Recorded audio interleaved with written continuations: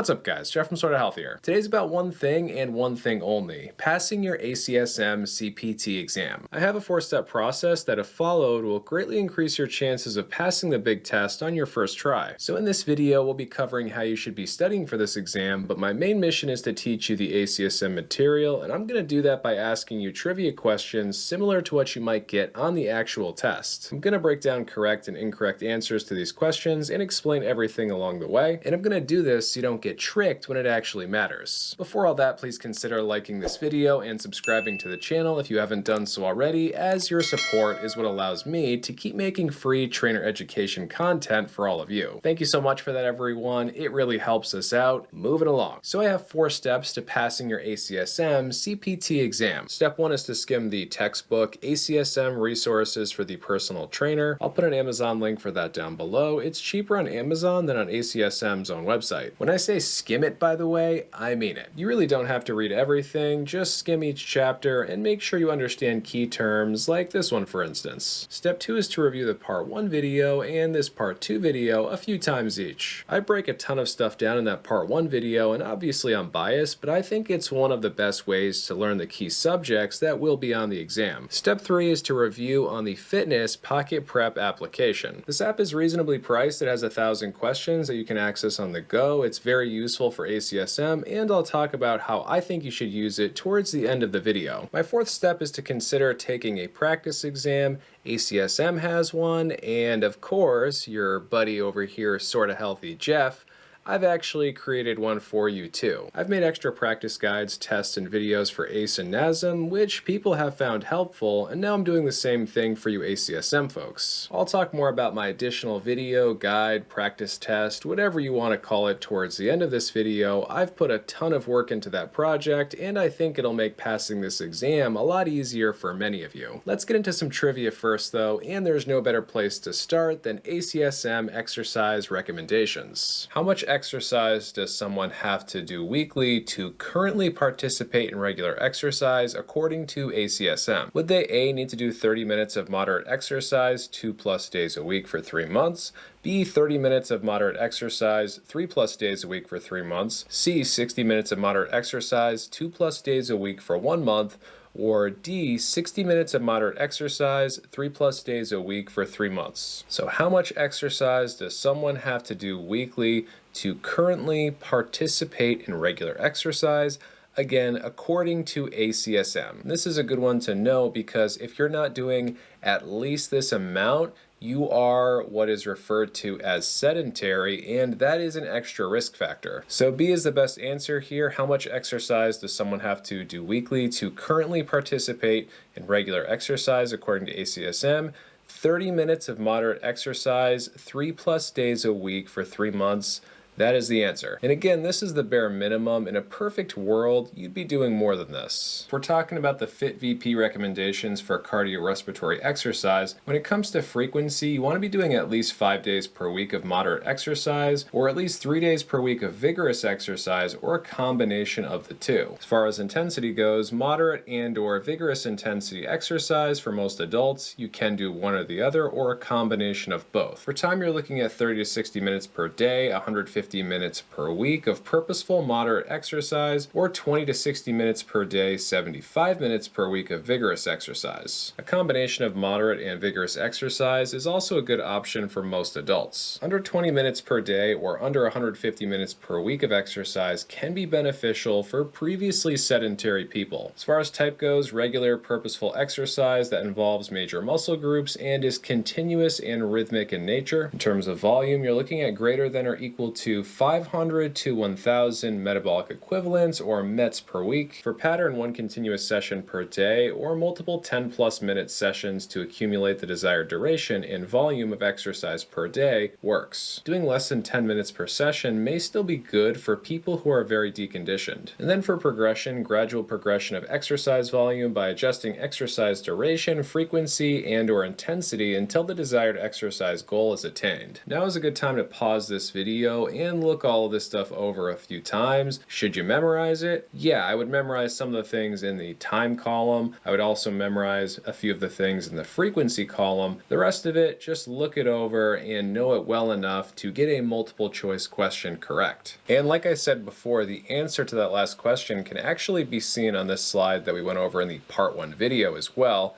So if we go to sedentary here, less than 30 minutes of moderate intensity exercise 3 days a week for 3 months. If you're not doing at least this much exercise, you are at extra risk for cardiovascular disease and a whole bunch of other things too. And that's kind of why I chose to lead with this question right here, because there is a ton of useful information that you really should know for the test that has to do with this one. So hopefully that helps all of you watching. And luckily this next one is pretty simple. Choice of exercises, order of exercises, resistance and number of reps, number of sets, and blank are the 5 acute program variables. So with this blank here, be A, time of the day when the workout is being done, B, number of workouts done in the week, C, duration of rest between sets, or D, number of exercises. So we're looking for the 5 acute program variables. Choice of exercises is 1, order of exercises is 2, resistance and number of reps, that's actually number 3. Both of these things count as one thing, so 1, 2, 3. Number of sets is 4. We're looking for the 5th thing. And again, we're looking at the 5 acute program variables. I see this one pop up on practice tests and actual tests pretty often. So the answer to this question is C, duration of rest between sets. So choice of exercises, order of exercises, resistance, and number of reps, which that's kind of like 2 things, but they just jam them into one. So resistance and number of reps, number of sets, and the duration of rest between sets, those are the 5 acute program variables. Should you memorize these 5 different things? I don't necessarily think you have to memorize them. Look them over a few times, listen to me say them a few times. I'm going to say them one more time. Choice of exercises, order of exercises, resistance and number of reps, number of sets, and duration of rest between sets. Those are the 5 acute program variables. Look them over a few times, listen to me say it a few times, you'll know it well enough for the test. All right, so we're on to a blood flow through the heart question, and I am going to break down basic blood flow through the heart because I didn't really break that down, I think, at all in the part 1 video, so gonna go over that in this one here. Anyways, the right atrium collects deoxygenated blood. What is the flow of blood through the heart after that? And I'm not going to read all these different things off to you. Essentially, you kind of need to know basic blood flow through the heart. I shouldn't say you need to know it, but the odds of you getting a few questions about blood flow through the heart or just very basic heart anatomy are pretty damn high. You're likely going to get a question or two about it. And it's really not that complicated. It's a little bit of memorization, kind of easy once you go over it a few times, which of course, that's what we're about to do. All right, so when it comes to flow of blood through the heart, it goes right atrium to right ventricle to left atrium to left ventricle. And we're gonna look this over in quite a bit more detail now. I say quite a bit more detail, but this is actually a very simplified version. But if you can memorize even most or half of what we're about to go over, you're going to be set for this test. Anyway, oxygen poor blood enters the right atrium. So blood that doesn't have any oxygen in it goes into the right atrium, which the right atrium would be this right here. And this, I know it looks like it's on the left, but it's our left. The heart inside of this person, that is the right side. So the upper chamber, right atrium, deoxygenated blood goes into this part right here. After that blood with no oxygen inside of it goes into the right atrium, it then gets pumped to the right ventricle right down here, atria on top, 2 ventricles on the bottom. After that, the right ventricle pumps the blood to the lungs, and it does that because essentially we have to get oxygen back into that blood. So we're going from this right ventricle right here to the lungs. I probably should have put like a picture of the lungs here. Whatever. It goes from the right ventricle to the lungs. Now it has oxygen inside of it. Blood now has O2. O2 is oxygen, and then goes to the left atrium. So Left atrium is this one up top. Okay, so now the blood has oxygen inside of it. We're going from the left atrium down to the left ventricle, and the left ventricle is kind of a beast. What that's going to do is it's going to pump that blood that now has oxygen inside of it to the entire body. So left ventricle, super, super important. Your left ventricle is pretty badass, and it does this via the aorta. So the aorta is kind of buddies with the left ventricle, pumps oxygenated blood to the entire body. Now it's arteries within the body that carry oxygenated blood. Essentially, they distribute it throughout the body. You have arteries, you have capillaries, those types of things. That's how oxygen gets around our entire body and how our body utilizes it. Now, veins actually do not carry blood with oxygen in it. So essentially, after the arteries distribute, and capillaries, all that oxygen throughout the body, the veins then bring that blood that no longer has any oxygen inside of it back to the heart. And of course, that's how this whole cycle goes. And your body just keeps doing all of these things until you die, which is pretty crazy. Your body is doing this right now as you're watching this video. Again, those veins are carrying that blood, doesn't have any oxygen inside of it, back to your right atrium, and then it goes through this whole cycle again. So watch this over a few times. Not super important to know for the test. Are you going to get a question or two about it? Yeah, good chance of that. Do you need to be an expert on this? No. You just need to understand it at a very basic level. And we go from a somewhat complicated question to a pretty easy one. You have a pregnant client in her third trimester. Which of the following exercises should you avoid giving her? Would it be A, a bridge, B, goblet squats, C, dumbbell curls, or D, seated calf raises? Okay, so we have a pregnant client and she's basically at the end of her pregnancy, third trimester, so that last third. And which of these exercises would we not want to do with this person? Pretty simple and straightforward question if you just know a few basic things. So if we have a pregnant client in her third trimester, we'd want to avoid exercises that are supine, where she's laying on her back. This is pretty easy to figure out because goblet squats, curls, and seated calf raises, she's not laying on her back for any of those. The only one where she is would be a bridge. So make sure you know what a bridge is, and make sure that you know that if you have a pregnant client, you wouldn't want them doing supine exercises, which of course, you should know what supine is. Supine means you're laying on your back. Not good for pregnant clients in their third trimester. Prone exercises or exercises where this person will be laying on their stomach, also not good. So you'd want to avoid that too. Okay, we've got a carbohydrate question. So your client weighs 70 kilograms. They're a serious athlete. How many carbs should they eat on days where they're exercising very intensely? Would it be A, 560 to 950 grams, B, 560 to 840 grams, C, 300 to 600 grams, or D, 300 to 500 grams? And this does end up being a little bit of a mathematical question for us, and you're going to have access to one of these little silly calculators on your big test. You are going to have to know a few pieces of information to get this question correct though. Okay, so the best answer here is B, 560 to 840 grams. We're dealing with someone who weighs 70 kilograms. They're a serious athlete, and we're looking to see how many carbs they should eat on days where they're exercising intensely. So how do we figure that out? Well, a few good things to know here, and not all of this has to do with what we're going over right now. But anyways, when it comes to protein, 10 to 35% of total daily calories should come from protein. Carbs, you're looking at 55 to 65%. Fats, you're looking at 20 to 35%. And then less than 10% of fat calories should come from saturated fat. This is just good for us to go over, even though a lot of it doesn't have to do with the question that we're going over right now. This part we do need to go over though. So carbs, like we said, 55 to 65% of total calories. And then for general population clients, it's going to be 3 grams per kilogram of body weight. These are people that just really aren't super active, so it does not apply to our person in this question. When it comes to exercising 1+ hours a day, so these are people who are exercising pretty intensely, 1+ hours a day. 4 to 5 grams per kilogram of body weight, that's what we're looking at there.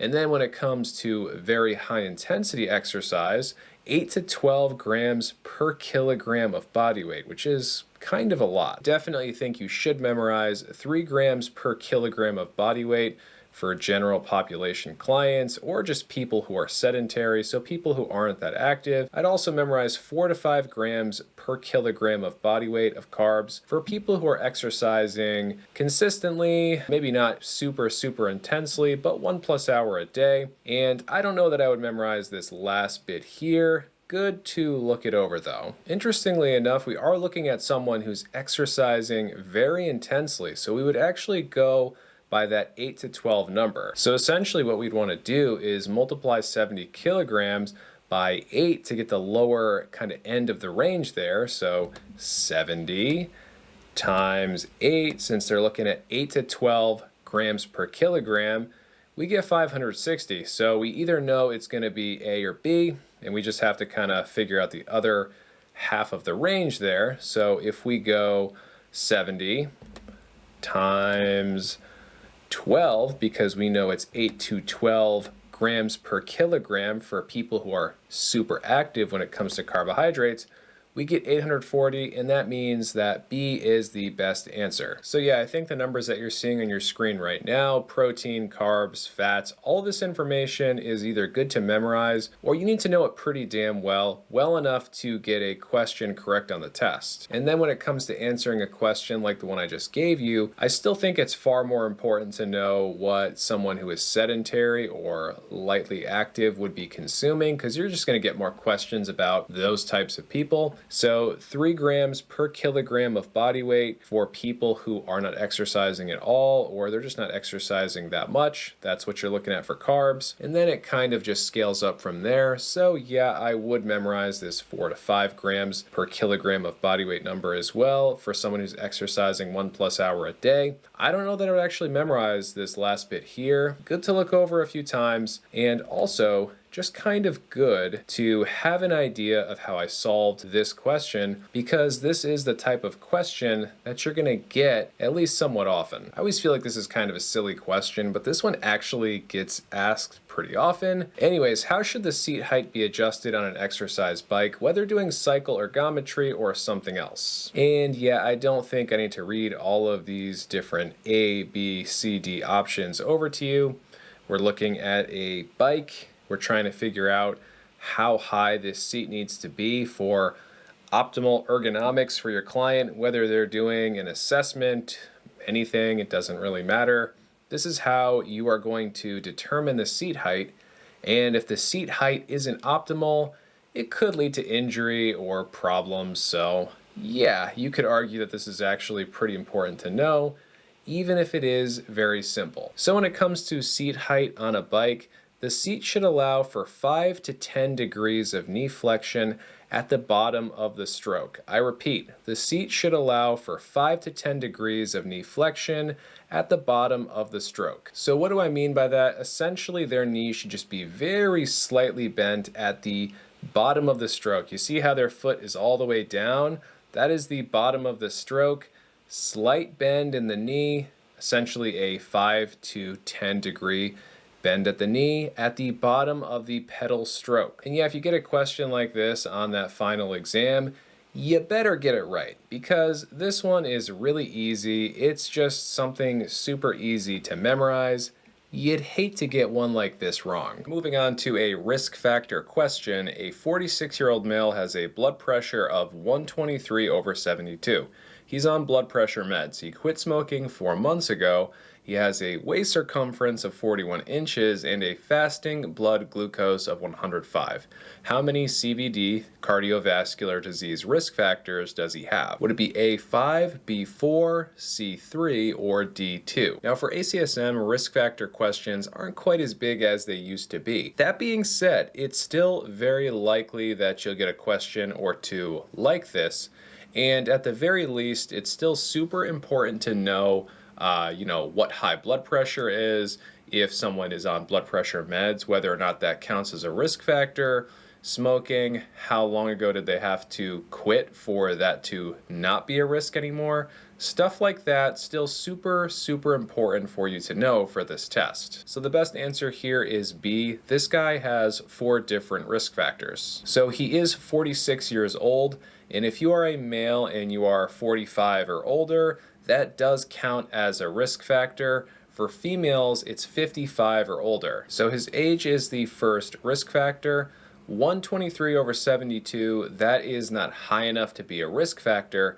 That being said, he's on blood pressure medications, so anytime you're on medication for blood pressure or pretty much anything else, count that as a risk. And now is as good a time as any to go back to this and check this out. So men 45 or older, that is a extra risk. Again, women 55 or older. So this is his first risk factor right there. When it comes to blood pressure or hypertension, he'd have to be greater than or equal to 130/80 essentially. So, or he'd have to be on meds. Now, his numbers are not that high, but he is on meds.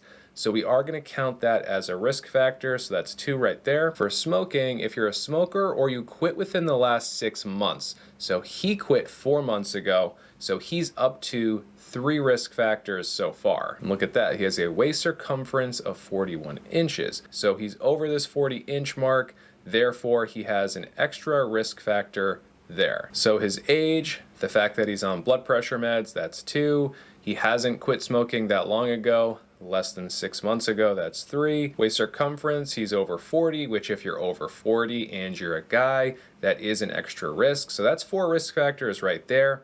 His fasting blood glucose is 105, and that is not high enough to be a risk factor. He'd have to be greater than or equal to 126. So, yep, that one not so bad actually. And I do go over these numbers quite a bit more in that part 1 video. Really good to go back and watch that a few times before your big ACSM test. And as I mentioned in that video a few times, you either have to memorize these numbers or at the very least just know them well enough so that if something does pop up on that big test, you'll be able to pick the right answer out. Make sure all of you watch this one over once or twice because, yeah, you are going to get something like this on the big test. You just started working with a diabetic client, you're concerned about their blood sugar levels, and on the 3rd day of training, they start to experience hyperglycemia.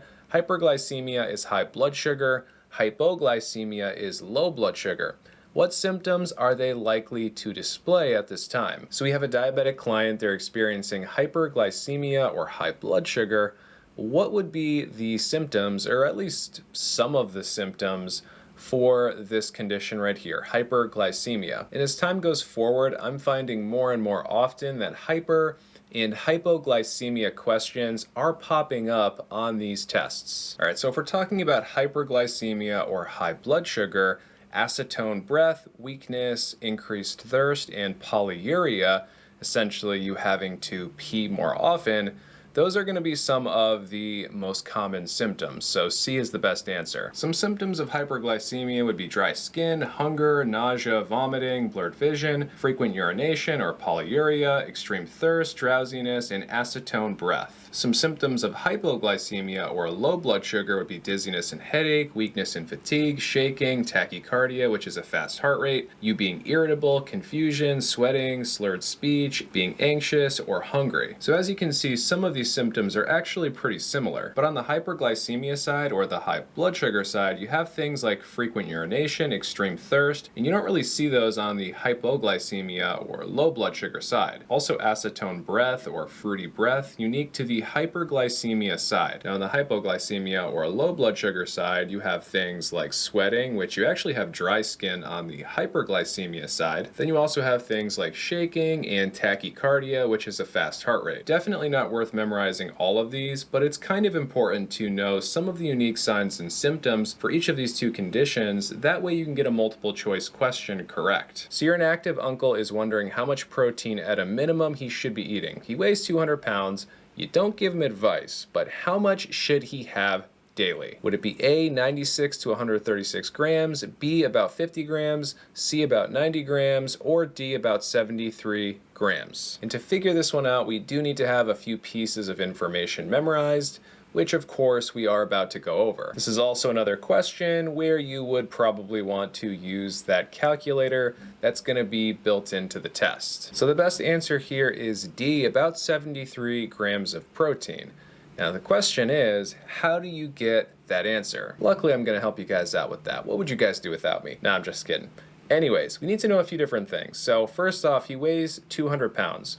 First thing we want to do is convert pounds to kilograms. So 200 times 0.454, and that gives us 90.8. So 90.8 kilograms is what this guy weighs. Now our uncle here, he's inactive, and inactive or sedentary people, they need 0.8 grams per kilogram of body weight of protein. So 90 times 0.8 equals, look at that, about 73 grams. So quick recap, he weighs 200 pounds, convert that to kilograms, so 200 times 0.454 gives us 90.8. Because we need 0.8 grams per kilogram of protein per day, assuming that you're dealing with someone who's inactive or sedentary, we go this number times 0.8, and that gives us roughly 73 grams. Some quick and easy math in this one, and really important to know for the actual test. Also important to know for sedentary people, like we said, you want at least 0.8 grams per kilogram when it comes to protein. Athletes are going to want more protein, 1.2 to 1.7 grams per kilogram for them. Good numbers to look over a few times, and honestly, good ones to memorize. On to the last question for today. Which of the following would not be a good recommendation for an advanced power athlete?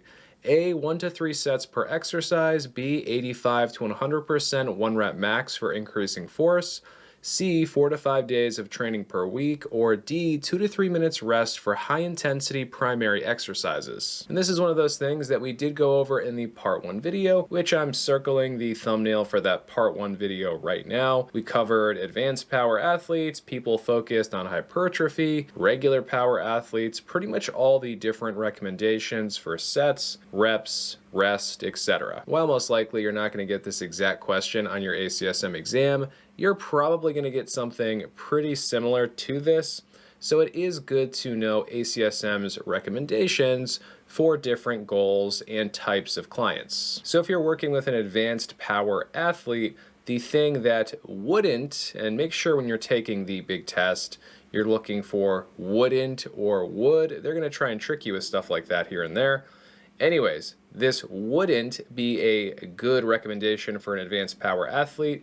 A, 1 to 3 sets per exercise. You'd want to be doing more than that. And in fact, if I go back to a slide that I showed in the part 1 video, we can see here that we have power beginners, so beginners who are focused on increasing their power, and increasing power in trained individuals is here as well. Now for a beginner who's focused on increasing their power or explosiveness, in that case you would actually be doing 1 to 3 sets. 3 to 6 sets is what someone who is trained is going to want to be doing if they're focused on increasing their power and explosiveness. So 85 to 100% 1 rep max for increasing force, 4 to 5 days of training per week, 2 to 3 minutes rest for high intensity primary exercises. We're going to see all of that here on this power trained side, which is what we're looking for. Here's the 85 to 100%. We have the 2 to 3 minutes rest for big moves, and we have the 4 to 5 days a week of training. Now in that part 1 video on YouTube, I don't just go over power athletes. I also go over people who are focused on muscular strength. So we have recommendations for those people here. We also have the recommendations for hypertrophy focused people in there as well, whether they're beginners or they're trained. And if we're looking at a hypertrophy beginner and we're looking at this 1 to 2 minutes rest, for example, between sets, that's something that you should either memorize or know it well enough to answer correct on a multiple choice test. And if you know that sort of thing well enough, which again, we do go over it in this video, which is free on YouTube, of course, and then all of a sudden a question like this isn't too bad, you'll probably be able to eliminate a few answers right off of the bat, and then using that process of elimination, you'd be able to figure out that this one right here wouldn't be a good recommendation for an advanced power athlete. So guys, we we just went over 10 exam question scenarios. If you feel like going over those different trivia questions was helpful, you should definitely consider taking advantage of step 3 and 4 here. As far as step 4 goes, I have a 60 question video and guide that is designed to cover a ton of different ACSM topics. The format is the same as this video, where it's trivia questions, and the questions expand upon what I taught in the part 1 video and this part 2 video, and I even cover some things that I didn't go over in either one as well. This video guide practice test combo is over 2 hours long, and it's packed full of things that will help ensure that you pass this test on your first try. It's $19.97, which I think is a pretty damn good deal, since the ACSM one is more than double the price, has 10 less questions, and doesn't include your sorta healthy pal breaking everything down for you. So consider their test for extra practice, but I'm 100% confident in saying that my sorta healthy practice test is better in every way, including saving you some money. You can purchase this 2+ hour video guide practice test on my website, sortahealthytrainered.com. You can also buy it right here on YouTube by going to my shop. Pretty cool, right? Another really useful tool that I've talked about a ton on this channel is Pocket Prep, which you can see here in step number 3. I've been using Pocket Prep for years, and I've been singing their praises for pretty much that entire time. I find that the Pocket Prep app is especially useful for those who struggle with weirdly worded questions, and let me tell you, ACSM loves to throw those at you on the big exam. My favorite part of Pocket Prep studying is that you can do it anywhere. Having access to 1,000 trivia questions whenever and wherever you want is really a game changer. I have to give the creators of this app props too, because I think they do a really good job covering all the different domains that ACSM is going to test you on. They have a new level up feature that seems pretty cool, and I'm sure some of you watching will be extra motivated by turning this type of studying into a game. When using this app to study, there's 3 things in particular that have always worked really well for me and others that I've mentored. First off, always do the question of the day every single day, and a few, probably 3 to 5, 10-question quizzes every day as well, since they're quick. I don't care if you're relaxing on the couch or you're on vacation. Pocket Prep is easy to use anywhere. Maybe this is a little sad to say out loud, but I've used it on pretty much any vacation that I've taken in recent years. In the past, I've used it to pass exams, but lately I use it more to help me make all of you study guides. The second thing you should do is review why some answers are correct and others are wrong. If you get an answer wrong, Pocket Prep will tell you which one is correct, why it's correct, and why the other answers are wrong. The third thing you should do with Pocket Prep and my ACSM videos are to try to understand the concepts instead of memorizing answers to questions. Some things are worth memorizing, like how many grams of protein sedentary people should have. It's 0.8 grams per kilogram of body weight, by the way. And you should also memorize some of the ACSM health and activity guidelines as well. For better or worse, most things aren't worth memorizing, just understanding, since you never actually know for sure what's going to show up on the big test. Unfortunately, ACSM can and will hit you with a ton of different things. At the end of the day, Pocket Prep is an affordable option. Using it for 3 months leading up to your big exam is likely the best deal for most of you watching. That drops the price down to $16.99 a month, which is super reasonable for this much information. Using my link for Pocket Prep down below helps to support this channel at no extra cost to you, and I want to thank Pocket Prep for sponsoring this video as well. They are the only sponsorship I've ever accepted on this channel, and that's because I believe in their products so much. Long story short, alongside these 2 study videos, these things should be strongly considered as well. Both are affordable, help you to understand the material, and most importantly, help to prevent you from getting tricked by weirdly worded ACSM questions, which, yeah, last time I'll say it, but they are going to try to get you with a few of those. Anyways, if you guys have any questions or comments about passing your ACSM CPT exam,